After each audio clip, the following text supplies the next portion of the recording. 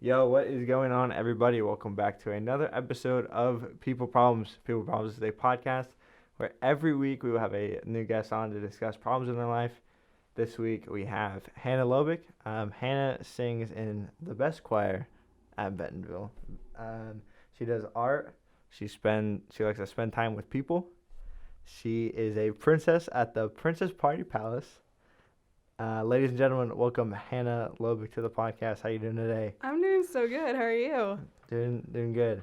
Um, so so yeah, welcome to the podcast. So what you wanted to talk about is eating disorder, correct?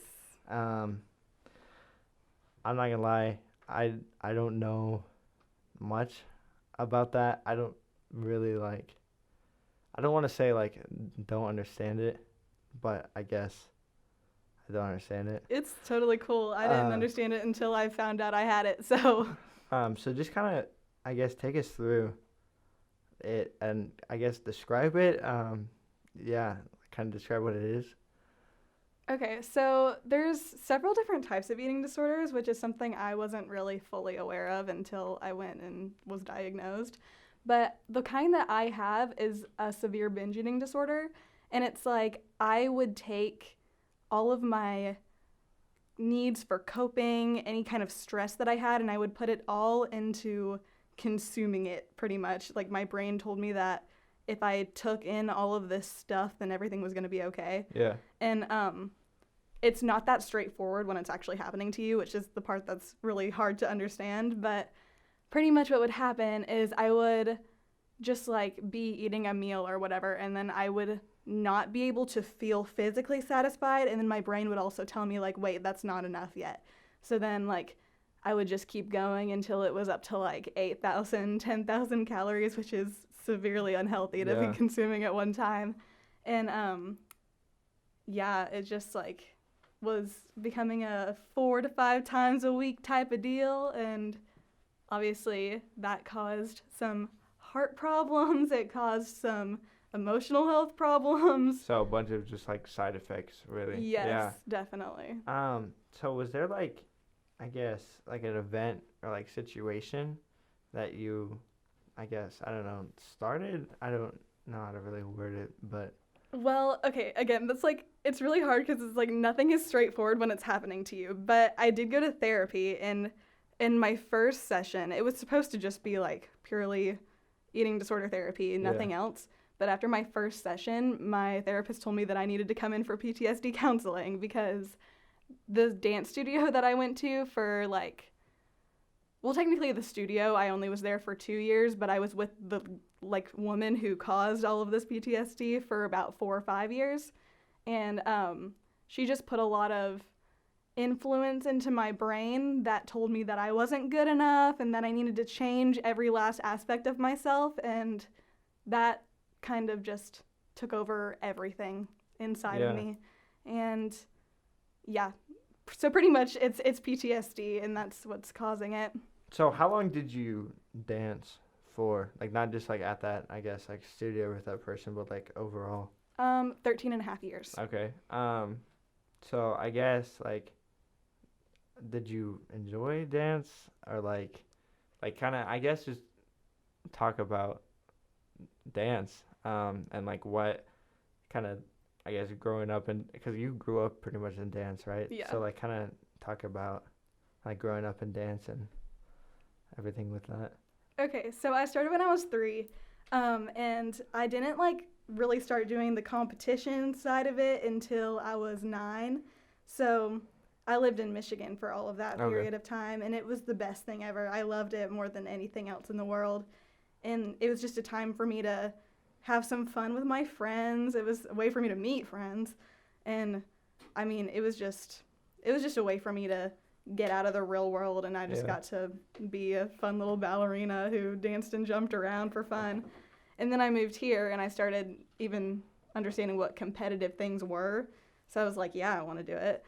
And did that for a couple of years. It was fine at first just because I hadn't met this lady yet, and it was still like oh, this is fun. I get a participation trophy, cool. Yeah. And it was still super fun. Then this lady came into my life, and it's just like, you win or you are destroyed, and it's scary. So pretty much like, I guess like the pressure of doing good and like kind of like living up to like the expectations. Yes.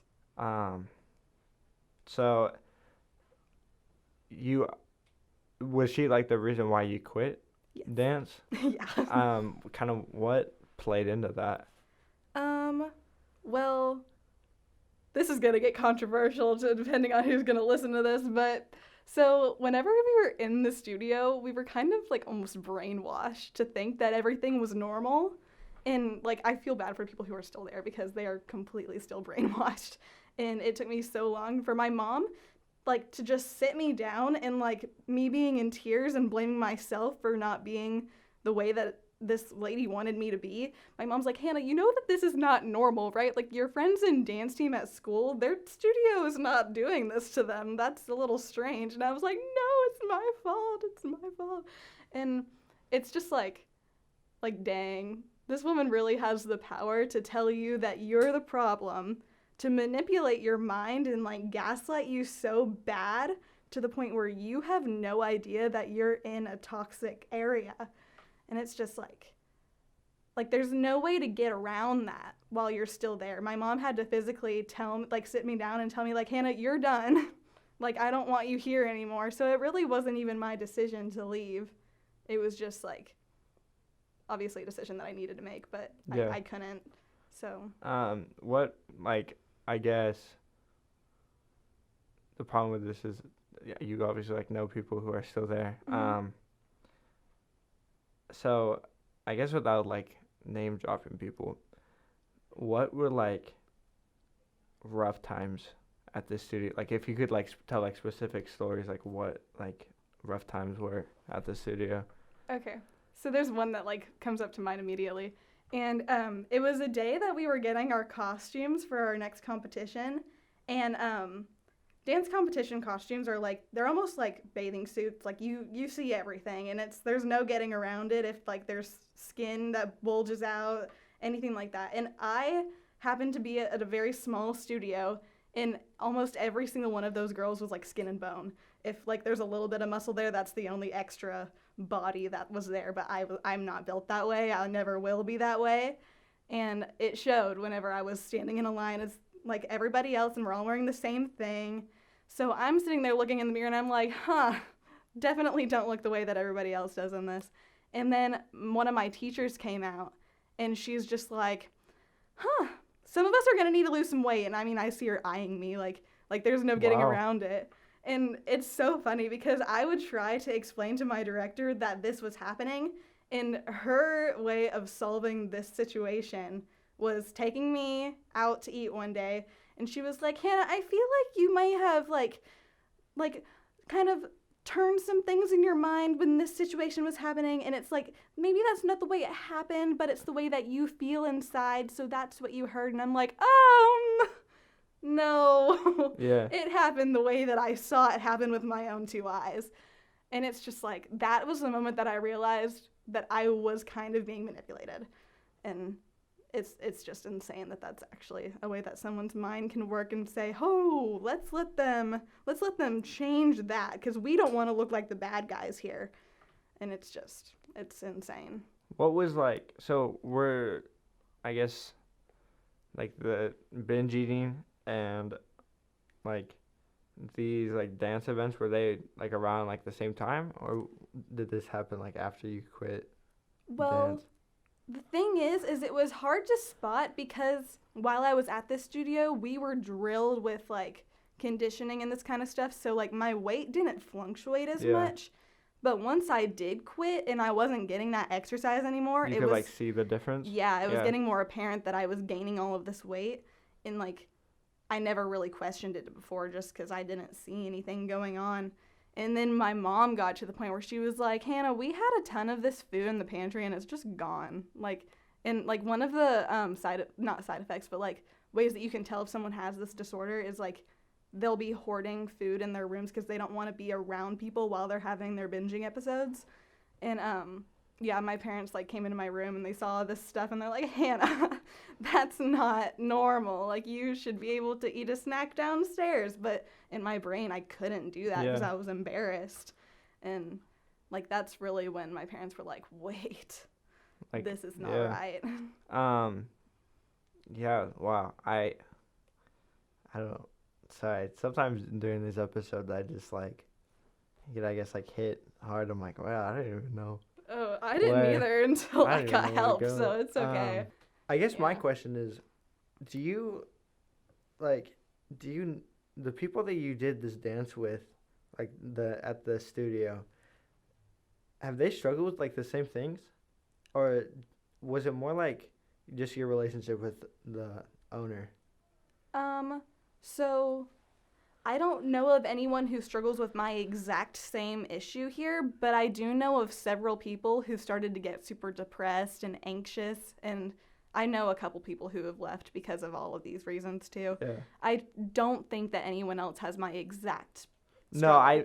I mean more like, I guess if like had, I don't necessarily mean like binge eating and all that. Mhm. I more mean like what you're saying, like they've struggled more just like because of the situation. Yes. I Um, know several. so it's kind of like a common theme. Yeah. Yeah. And we've all like talked, not like as a group or whatever, but I've talked to some of them individually, and we're just like, wait, hang on. We were actually like, we were entirely under a completely different like mind warping than most other people in the universe are. Yeah. And it's crazy because you really just have absolutely no idea while it's happening.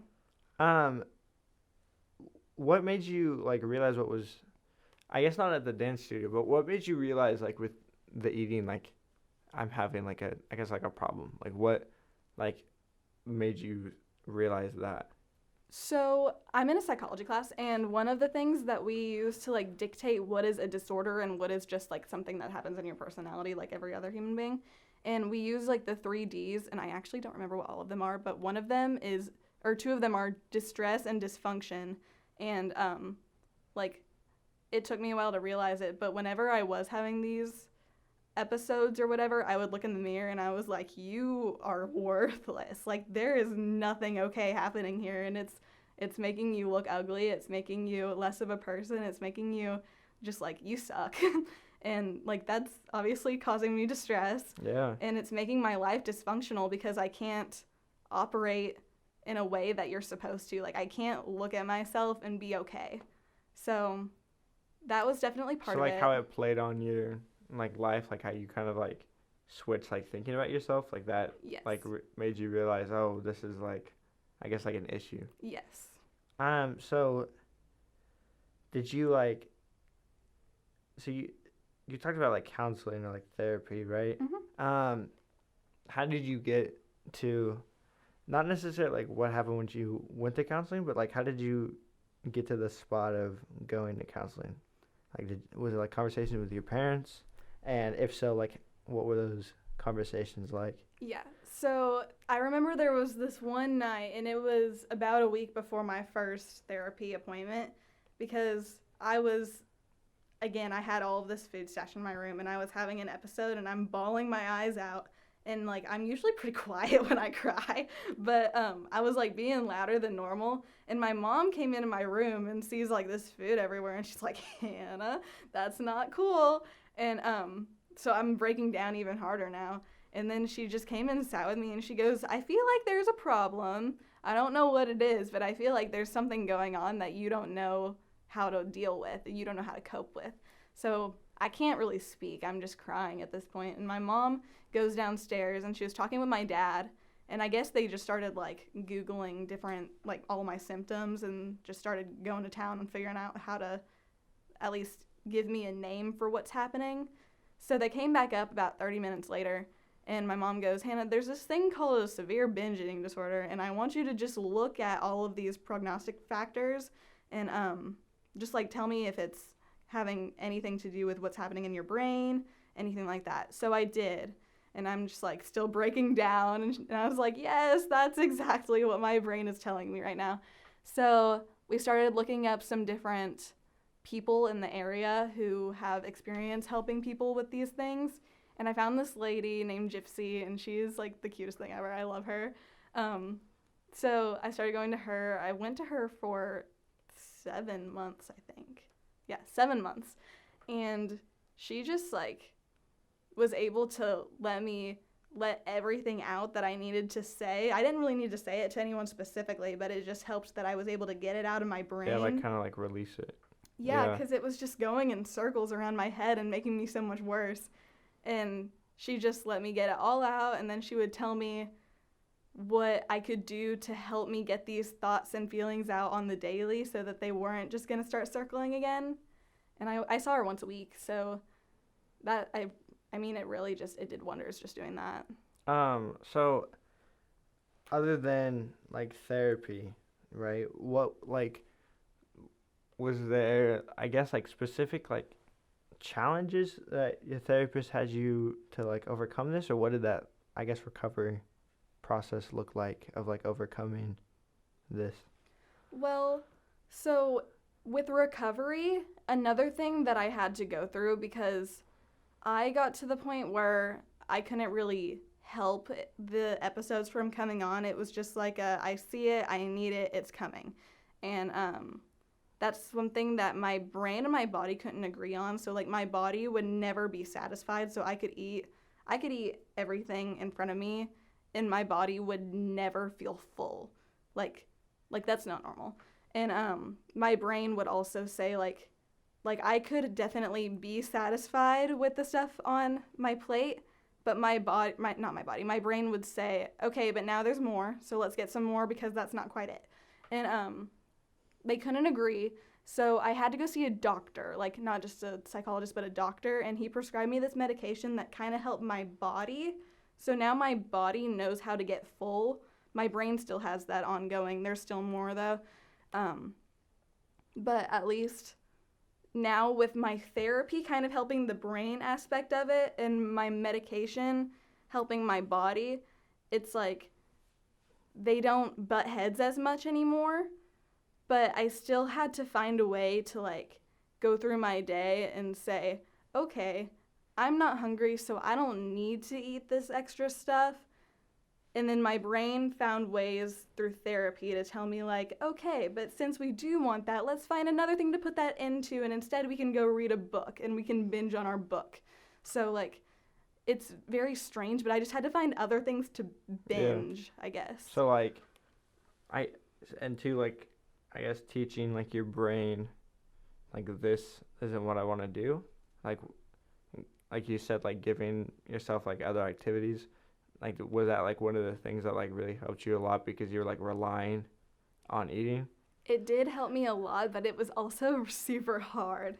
So it's like once I finally figured out how to be happy with it, it was fine. But it's just like when all your brain wants to do is like give you food, replacing food with something else is hard. So like one thing that I really did a lot was play games on my phone, but they were like certain games like Sudokus and puzzles and stuff like that, so that my brain could say like think about it more. Right. Yeah. Like my brain had to be constantly moving, which doesn't really make a ton of sense because like it's not like your brain's constantly moving when you're eating. I get you. More like, I guess, and correct me if I'm wrong, but like since you were, I guess, thinking about like eating, right? Mm-hmm. By doing like these games and everything, it was making your brain like think about something else, right, other than eating and what you obviously didn't want it to think about. Yes. So how long has the recovery process been? How many, I don't know how to say this, but like, I don't know like the timeline on this. It's like, was this like a thing that you just recently got over, or is this a thing that you've been like able to recover from for like a while? I don't know if that makes sense, but no, if it doesn't, I can try to explain it again. But so I'm still currently in recovery. I've only started getting help in August, this past August. So this medication I'll probably have to be on for like 5, 6, 7 more years if not than longer. But my therapy stopped about a month ago, which is good. And I can always go back, but it's just that she wants me to like learn how to not have to come and see someone specific And like do it on every your week. own? Yeah. Yeah. Yeah. So, I mean, I will still be in recovery for a very long time, but Yeah. it's just like the different stages, I guess. So it's like right now I'm a little bit more self-reliant, but I still do need like the help, like with my medication and that kind of stuff. But I mean, for the most part, I'm kind of well into that second stage, I guess. So. Is it difficult, like, day to day? Like, do you have, like, struggles of this a lot? Yes, it's something that I'm like constantly thinking about, which is another thing because it's like I feel like I hide it pretty well, which is good in some ways, but it's also like people obviously don't see it. So it's like I get offered things or someone will find my exact trigger and like not on purpose, but they'll just give it to me and I'm like, "Wait, I have to tell myself no. I have to make sure that I can allow myself to stop and think and say like I know that you don't know what I'm going through, but I need you to at least have a little bit of respect for me and I have to be able to distance myself." And it's hard. And it's like another thing is that whenever I hadn't gotten help yet, I would end up eating so much that I would have to throw it up. And like they can't diagnose me with bulimia because that would mean that I'm purposefully trying to get it out so that I can like weigh a certain amount or whatever. But for me, it was just like my body couldn't physically take on what I was trying to put in. And now it's like sometimes if I eat just a little too much, like nothing near what I used to.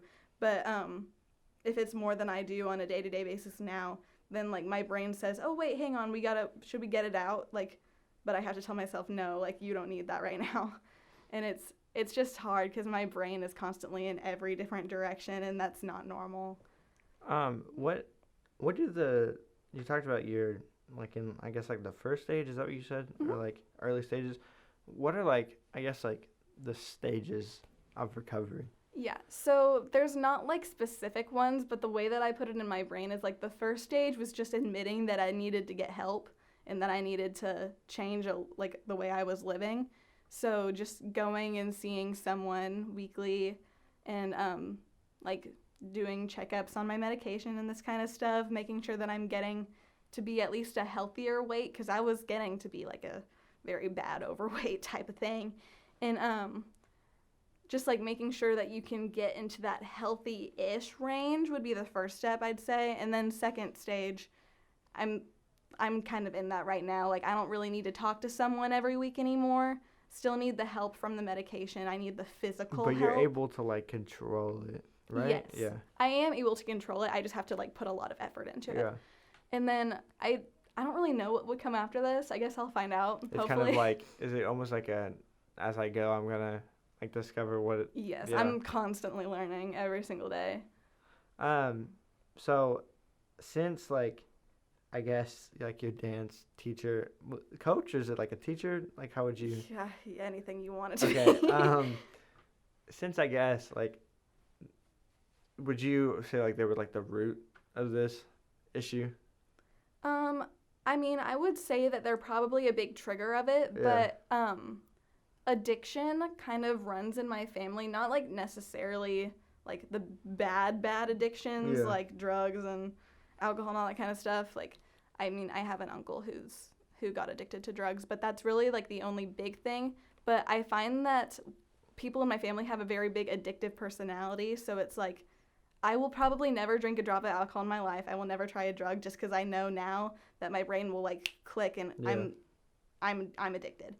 And so the way that has kind of already been running in my brain, it was like kind of there was no really avoiding it. I just didn't know what it was going to be it wanted to get addicted to.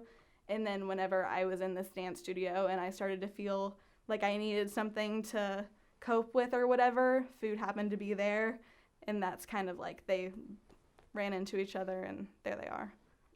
Do you have like, I don't want to say like hatred because I know you pretty well. I know you don't really hate anyone. Right. But I don't know how else to describe it. Do you have, I don't mean hatred, but that's the only like way I know how to say this. Okay. Do you have like hatred for her for being like this trigger?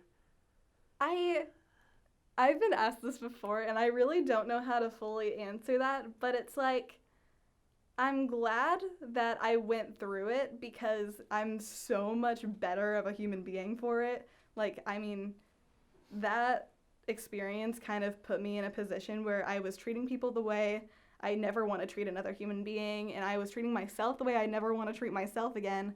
And being able to go through this experience, I now know how to treat myself and other people in the best way possible.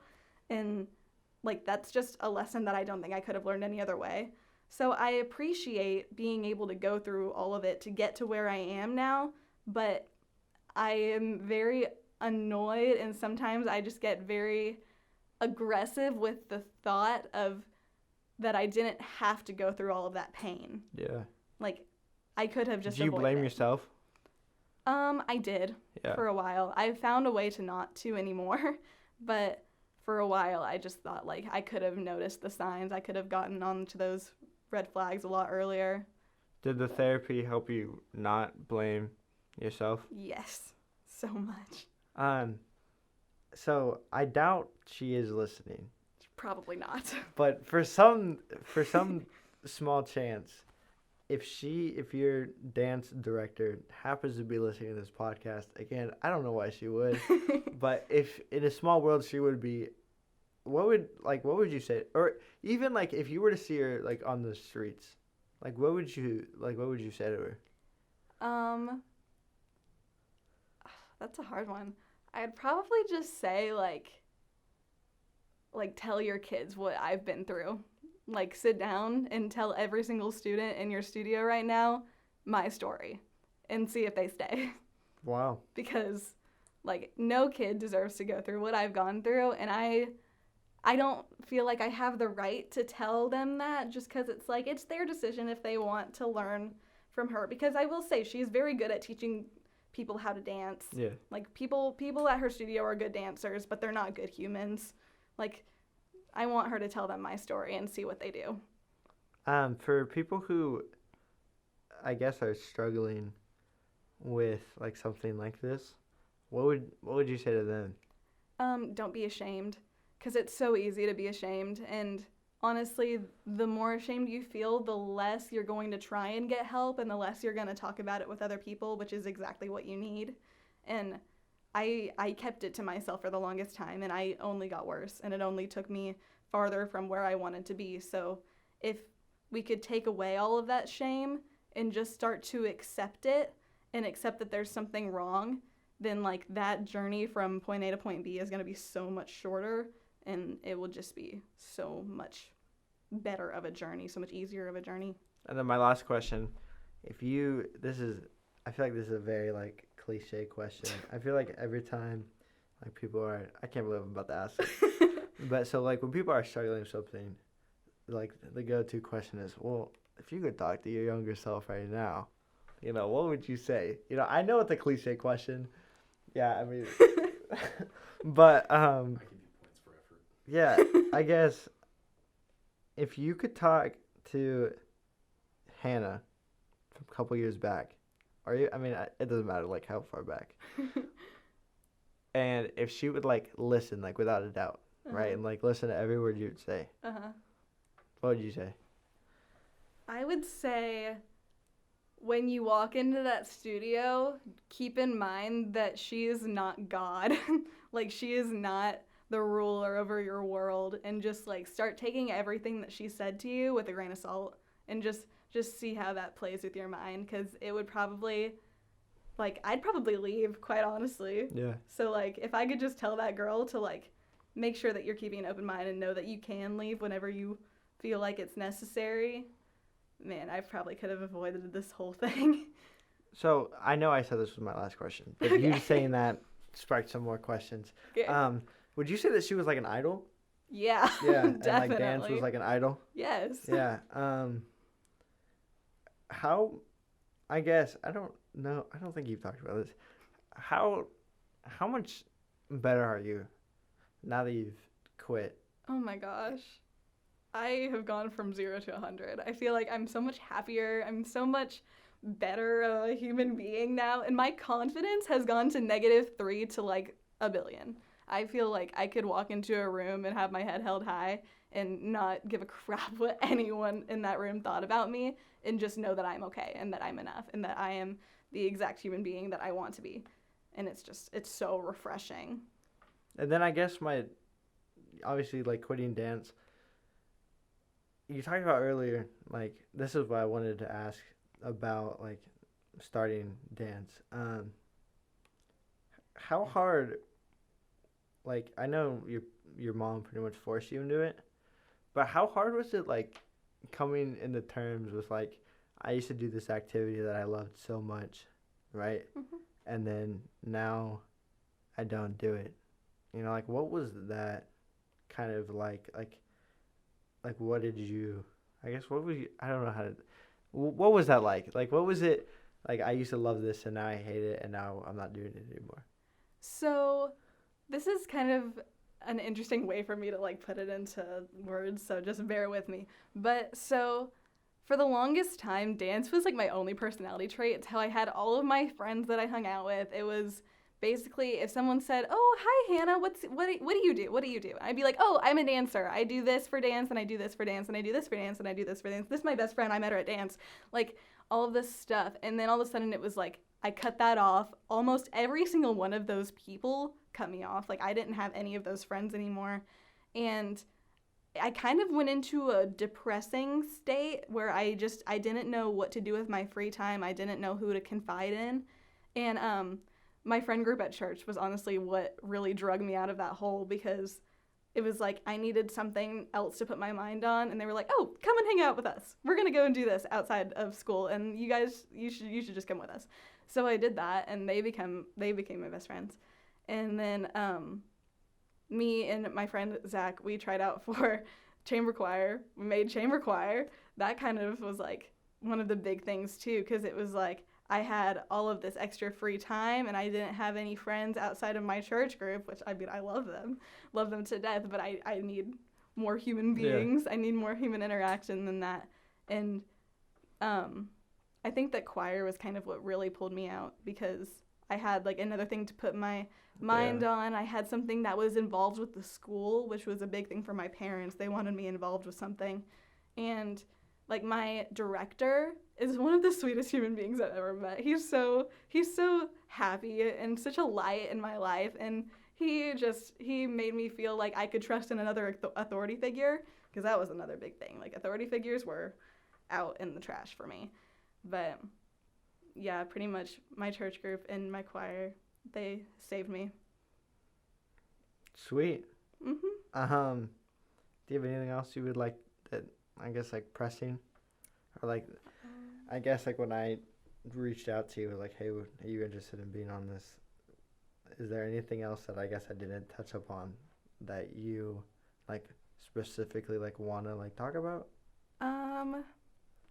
Maybe just like if you're listening to this, just keep in mind that there is such a thing as a binge eating disorder, because one thing that's really been like crazy to me throughout this experience is like sometimes I'll bring it in like really briefly to a conversation, and I will have an uncomfortable amount of people be like, binge eating, like that's just when you eat a lot and you gain weight. That's not a thing.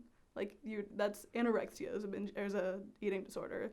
Like if you're almost dying because you're not eating enough, that's an eating disorder. But no, like there's more than one kind, and it sucks no matter what kind it is. So just like keeping people's feelings in mind is so important when talking about this kind of stuff. And if I could just put it into a couple people's brains that like you should not be crushing people's souls when they're being vulnerable and talking about something as crazy as this, like I will be doing something good for the world if I can put that in one person's brain. How does that make you feel when people react like that?